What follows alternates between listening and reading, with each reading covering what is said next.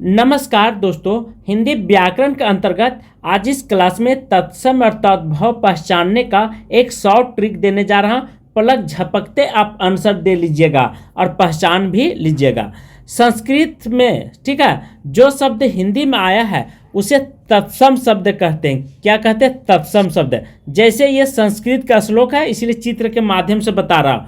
तो ये हिंदी में जैसे काक चेष्टा बको ध्यानम श्वानिंद्र तथेच अल्पहारी गिरह त्यागी विद्यार्थी पंच लक्षणम, तो ये संस्कृत का श्लोक है।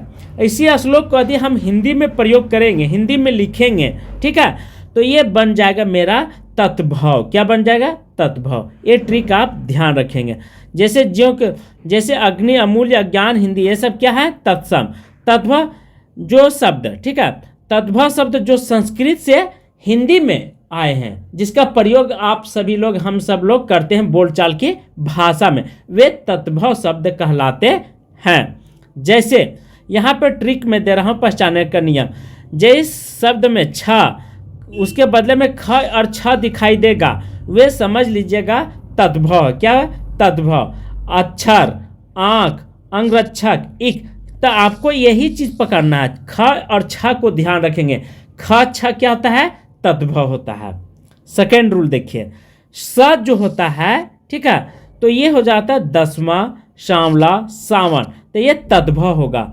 उसी प्रकार ये स जहाँ पर आएंगे, आंसू वाला स, ठीक है, और तालब सा और मूर्धन सा, तो ये सब हो जाएंगे तत्सम। देखिए, जब आपको जाने का रास्ता मालूम हो जाता है तो आने का रास्ता खुद मालूम हो जाएगा। उसी प्रकार यदि आप तद्भव पकड़ लेंगे तो तत्सम आपको चुटकियों में आप पकड़ लेंगे। तो केवल दो में एक चीज को पकड़िए, ठीक है, तद्भव या तत्सम। तो सबसे बेस्ट है कि आप तद्भव चीज को पकड़ने का प्रयास कीजिए। नियम थर्ड कहता है, जहां पे ब शब्द आता है, क्या आता है? ब, वह तद्भव जाता है। बहु, बढ़ना, बत्ती, बाँझ, तो ये तद्भव शब्द कहलाते हैं। और वह वाला क्या होगा? सीधा ये तत्सम शब्द। जैसे वह, वधु, वर्धन, वर्तिका और वांध्या, तो ये तत्सम शब्द कहलाते हैं। नियम 4 कहता है, री और र, जैसे तद्भव नाक, नाच, आम्रचून, चांद, कछरी और अमृत, ये क्या कहलाते हैं? तद्भव कहलाते हैं। ठीक है, ये ध्यान रखेंगे, तद्भव शब्द कहलाते हैं। जहाँ पे नग्न, नृत्य, आम्रचून, चंद्र, कृतग्रह और अमृत, तो ये सब क्या कहलाते हैं? तत्सम शब्द कहलाते हैं। और तद्भव केवल आपको पकड़ लेना है जहाँ पे, ठीक है, री और र ये सब नहीं रहेगा, ठीक है। री और र वाला जो रहेगा ये तत्सम रहेगा, बाकी सिंपल रहेगा बिना चांद्र बिंदु वगैरह का, तो ये तद्भव होगा। नियम 5 कहता है, जहाँ पर भी आपको चंद्र बिंदु दिखाई देगा, ठीक है, उस अक्षर को आप तद्भव लगाएंगे। जैसे चांद, गांव, गेहूं, ऊंचा। और जहाँ पे चंद्र बिंदु नहीं रहेगा वे तत्सम होगा। जैसे चंद्र, ग्राम, गोधूम, ऊंच, तो ये क्या है? तत्सम है। ऊंच देखिए संस्कृत में ऐसे लिखाता है और हम लोग हिंदी में इस तरह से प्रयोग करते हैं, शुद्ध हिंदी ऐसे लिखाता है। उसी प्रकार गेहूं, ठीक है, गांव, ये सब शब्दों का आप बार बार देख लीजिए तो अच्छी बात होगा। यहाँ पे ग्राम ऐसे हम लोग लिखते हैं, ग्राम, ठीक है। तो इस तरह से नियम 5 कंप्लीट किया हूँ। नियम 6 कहता है, यदि किसी शुद्ध शब्द में छ, त्र, श्र, मूर्धन स, री, अद्वी, विसर्ग, और विसर्ग के बाद आता है म के ऊपर र रहता है या र के ऊपर कुछ भी, क के ऊपर र लगा हुआ रहे कोई शब्द में, तो वे हमेशा क्या रहता है?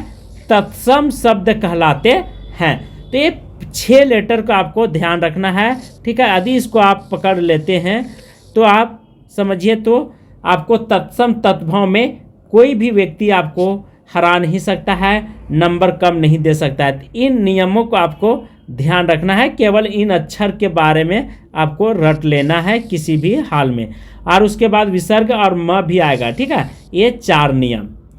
7, जैसे यहाँ पे पंछी में देखिए, ज्ञान, ऋतु, धर्म, रात, प्रातः, आँखों, तो ये आश्रु का आँखों हो गया है, प्रातः का प्रातः, ये विसर्ग संधि है, ठीक है।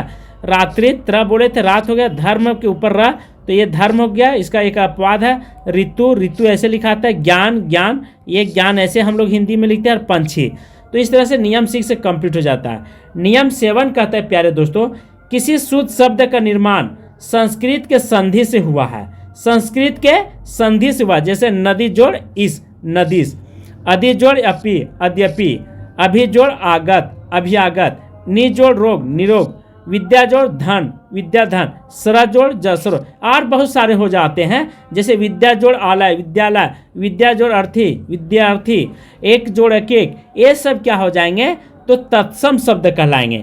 क्या आपको यहाँ पे शॉर्ट ट्रिक मैंने दिया, संस्कृत के संधि से हुए, ठीक है, जो शब्द ठीक है, शुद्ध शब्द जो संस्कृत के संधि से बना हुआ रहता है, जैसे ये नदीस, ठीक, अद्यपि, अभ्यागत, निरोग, विद्याधन, सरोज, ये सब तत्सम शब्द कहलाएंगे, ठीक है, क्योंकि ये सब क्या है, संस्कृत से बने हैं। ध्यान रखेंगे, संस्कृत से बने हुए संधि शब्द, ठीक है, वे शब्द क्या कहलाते हैं, तत्सम। क्योंकि आपका डीएनए आप पिताजी में है या पिताजी का डीएनए आप में है, तो सेम मैच कर रहा है, ठीक है, तो उसी के अनुसार आपका भी दिमाग उसी के जैसा, पिताजी के जैसा सोच विचार थोड़ा सा मैच करेगा। तो मैच करेगा तो ऐसा थोड़ी कि आप दूसरे के बेटा कहलाएंगे, नहीं, आप तो कहलाएंगे जिनसे आप पैदा उन्हीं का। उसी प्रकार नदी जोड़िस, ये संधि के क्या, संधि संस्कृत के संधि है, तो नदीस, ये सब हमेशा तत्सम शब्द होते हैं। तो नियम 8 का यदि किसी शब्द के संस्कृत के 22 उपसर्गों में से किसी एक या अधिक का प्रयोग होता है तो वह तत्सम कहलाता है। क्या कहलाता है, तत्सम शब्द कहलाते हैं। जैसे उपसर्ग मतलब किसी भी शब्द के पहले जो लगता है मूल शब्द के, उसे उपसर्ग कहते हैं। जैसे प्रति जोड़ दिन, यहाँ लग गया प्रति, आजीवन, या उपसर्ग यहाँ पे लगा हुआ है, सुगम में सु उपसर्ग लगा हुआ है, ठीक है। उसी प्रकार स्वदेश में स्व उपसर्ग लगा हुआ है, और अभिराम में अभि उपसर्ग, और अगुण में अथि उपसर्ग, अतिश में अति उपसर्ग, ठीक है, ये अभिज्ञान, ठीक है। तो ये तत्सम शब्द होते हैं। क्या होते हैं, तत्सम। जहाँ पर उपसर्ग लगा हुआ रहेगा वहाँ आप आँख मूंद करके तत्सम शब्द लगाएंगे। जैसे संयम हो गया, संगम हो गया, ये सब उपसर्ग हैं, ठीक है। परिचय में परिजोड़, ठीक है, परि यहाँ पे भी लगा हुआ है। उन्नति में उ प्रत्यय, अतिरिक्त में अति, ठीक है, प्रयोग में प्र उपसर्ग, और अभिनय में अभि, ठीक है, उपसर्ग, प्रभा में प्र उपसर्ग, और विकार में उपसर्ग, अवतार में, ठीक है, और उपसर्ग। नियम 9 का यदि किसी शब्द का प्रारंभ य और व से होता है, ठीक है, तो वह शब्द तत्सम होगा। जैसे असोदा, जसोदा, ठीक है, देख लीजिए, य, वाणी, योग, ये सब हमेशा क्या होते हैं, जहाँ पे जिस शब्द में, ठीक है, अर्थात य और वह होता है, वह शब्द हमेशा क्या होता है, तत्सम होता है। जसोदा देख लीजिए, उसके बाद यहाँ पे बा वाला जोगी, बहु, ब्याह, ठीक है, विवाह हम लोग कहते हैं, वधु, ये क्या है, इधर संस्कृत के शब्द हैं, ठीक है। लेकिन ये ज वाला जहाँ पर भी यदि किसी शब्द का प्रारंभ य और व से होता है, वह शब्द हमेशा क्या होता है, तत्सम, ठीक है।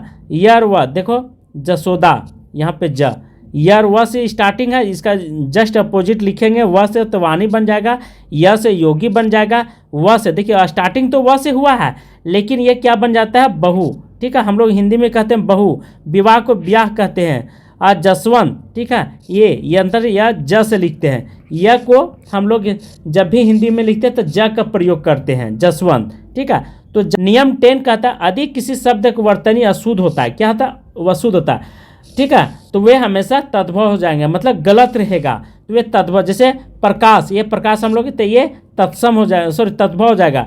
गणेश, ये गणेश, तो ये तद्भव। विज्ञान, विज्ञान, तद्भव। वन, वन, ये तद्भव कहलाएंगे।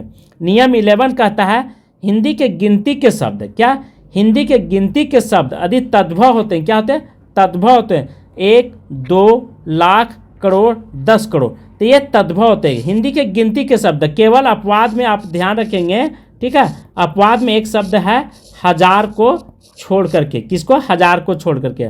नियम 13 कहता है उत्प्रेक्षित व्यंजन ड और ढ से बने शब्द तत्सम होंगे, क्या होंगे, तत्सम शब्द कहलाएंगे। जैसे पढ़, दौड़, चढ़, लड़, ये शब्द क्या होते हैं, तत्सम शब्द कहलाते हैं।